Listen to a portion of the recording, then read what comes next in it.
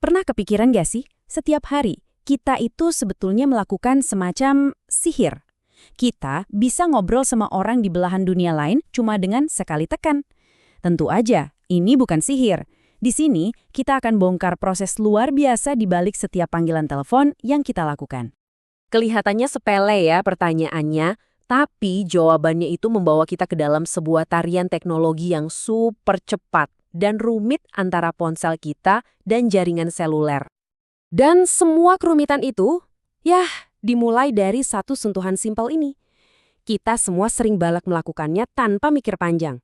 Tapi, tindakan sederhana ini ternyata memicu serangkaian perintah dan respons yang luar biasa. Oke, mari kita selami lebih dalam. Kita akan menelusuri perjalanan sinyal dari ponsel Anda, melintasi udara, sampai akhirnya nyambung ke orang yang Anda tuju. Siap? Yuk, kita mulai. Oke, kita mulai dari dasarnya dulu ya. Sebelum suara kita benar-benar tersambung dalam panggilan, ada percakapan lain yang harus terjadi duluan. Nah, inilah yang disebut signaling atau pensinyalan. Jadi, signaling ini bukan suara kita loh ya. Anggap aja ini kayak obrolan di belakang panggung yang tugas utamanya adalah membangun jembatan koneksi dan nanti meruntuhkannya kalau sudah selesai. Tanpa ini, panggilan kita nggak akan pernah nyambung. Nah, analogi ini pas banget. Coba bayangkan, suara kita di telepon itu adalah penumpang yang bayar tiket. Tapi signaling ini adalah seluruh kru pesawat, pilot, kopilot, pramugari yang memastikan perjalanan kita dari lepas landas sampai mendarat itu aman dan lancar. Obrolan signaling ini punya bahasa dan aktornya sendiri. Sekarang, yuk kita kenalan sama siapa aja yang terlibat dalam percakapan rahasia ini. Oke, kita punya 3 pemain utama di sini.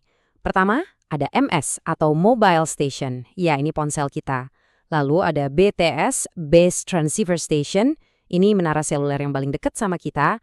Dan yang terakhir MSC atau Mobile Switching Center, yang bisa kita anggap sebagai otaknya, pusat kendali yang ngatur semua lalu lintas panggilan. Coba bayangin deh, udara di sekitar kita itu kan rame banget sama sinyal. Nah, tugas pertama jaringan adalah nyariin jalur kosong buat kita. Inilah kerjaannya si Radio Resource Management atau RR. Dia ini yang mastiin panggilan kita nggak tabrakan sama panggilan orang lain. Selanjutnya, jaringan harus tahu kita ada di mana. Dan yang paling penting, harus mastiin kalau ini beneran kita yang nelpon. Nah, Mobility Management atau MM, inilah yang jadi semacam petugas imigrasi. Dia yang melacak lokasi kita dan ngecek keamanan buat mencegah penipuan. Dan terakhir, setelah RR ngasih jalur dan MM ngecek identitas kita, barulah si Connection Management atau CM ini beraksi. Dia ini kayak operator telepon jadul yang tugasnya menyambungkan, menjaga koneksi tetap stabil, dan memutuskannya saat kita bilang halo untuk terakhir kali. Dan gambar ini nunjukin dengan jelas gimana semuanya nyambung.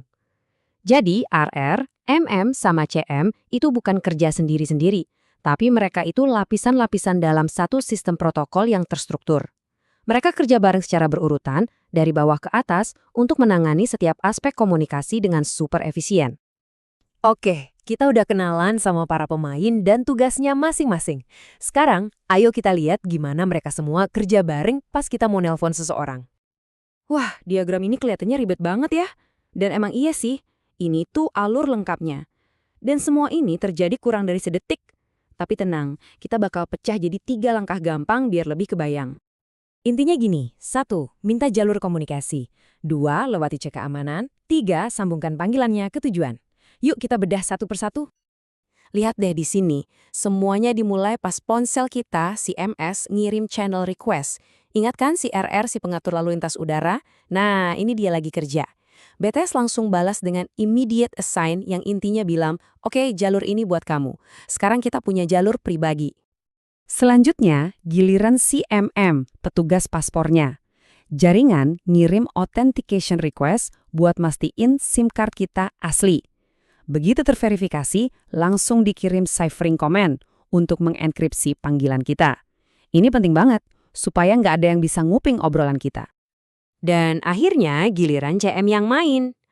Ponsel kita kirim pesan setup yang isinya nomor tujuan. Jaringan lalu ngasih tahu telepon di seberang sana buat berdering lewat pesan alerting. Begitu diangkat, pesan connect dikirim dan obrolan kita pun dimulai. Keren banget kan prosesnya? Tentu saja, kita kan nggak selalu diem pas lagi nelpon. Seringkali kita di mobil atau lagi jalan. Nah, apa yang terjadi? Gimana caranya jaringan ngejaga panggilan kita tetap nyambung pas kita bergerak? Nah, disinilah keajaiban mobilitas terjadi. Namanya handover atau proses serah terima yang super mulus. Pas sinyal kita ke satu menara mulai lemah dan sinyal ke menara lain makin kuat, jaringan secara otomatis mindahin panggilan kita. Semuanya terjadi tanpa kita sadari sama sekali. Jadi kuncinya itu efisiensi. Gini deh, bayangin kalau kita lagi jalan-jalan di komplek rumah, cukup satpam komplek aja yang tahu. Tapi kalau kita pindah kota, data di KTP pusat harus diupdate kan? Nah, jaringan juga gitu. Ini fungsinya biar panggilan masuk selalu tahu harus dikirim ke menara mana untuk nemuin kita, dimanapun kita berada.